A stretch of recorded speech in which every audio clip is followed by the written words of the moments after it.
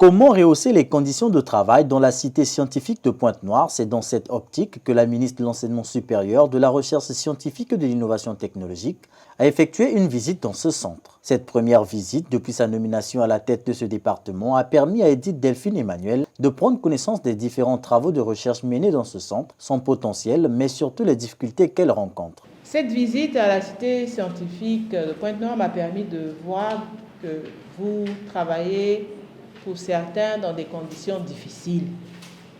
Au-delà de l'engouement, de l'engagement qui vous caractérise, nous avons pris la peine de relever un certain nombre de problèmes auxquels vous êtes confrontés.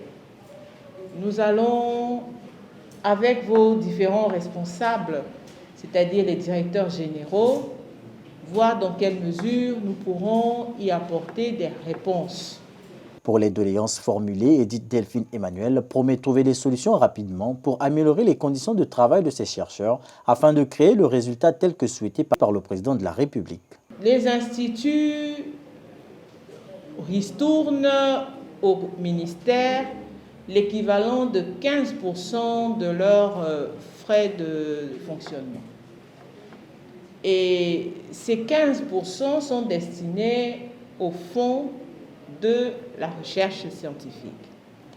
J'ai décidé, depuis que j'ai été nommée, d'affecter effectivement ces 15% à la réalisation des activités de recherche ou liées à la recherche. Et sur la base des constats opérés, des doléances exprimées, nous verrons comment répondre à certains besoins qui ont été ici identifiés.